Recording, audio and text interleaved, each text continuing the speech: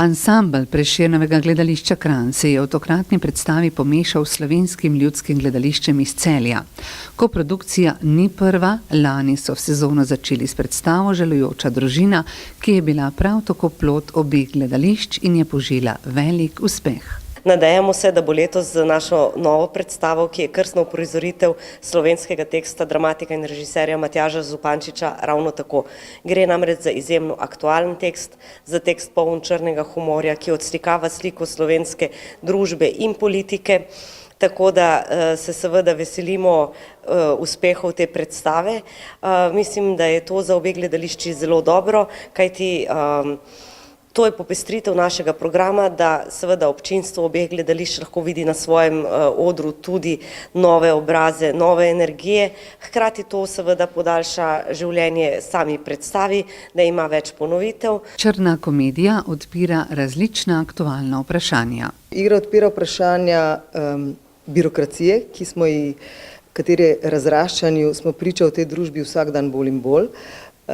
Ker se mi zdi, da smo prenormirana družba in preregulirana in se nahajamo velikokrat v situaciji, ko zdrava pamet popolnoma odpove, ker pač predpisi in birokratske norme zahtevajo nekaj, kar je pač v nasprotju s tem.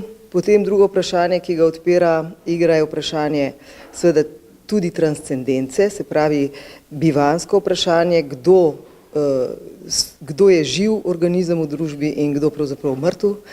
Pa od bivanjskih vprašanj, seksimizma, istospolnih, empatije.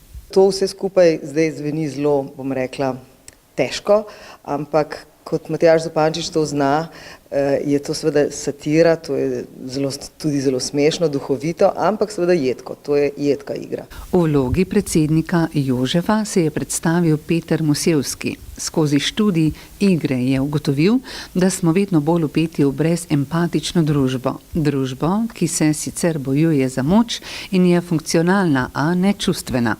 Zato je člane družbe označil kot funkcionalne psihopate. Kaj je najprej psihopat?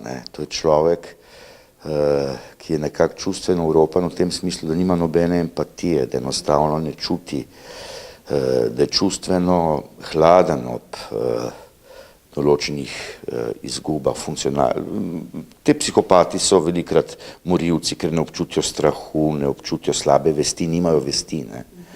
Njim je vest nekaj tujega. Funkcionalni je pa tisti psihopat, ki uspe, ker zna zelo dobro igrati in emocije in empatijo, v resnici pa nima in zato pridejo zelo visoko. Velik pozdrav gre tudi Slovenski besedi in dramatiki, ki je v gledališčih prevečkrat pozabljena. No, letos jo bomo imeli v Prešernovem moč slišati kar v 3 predstavah.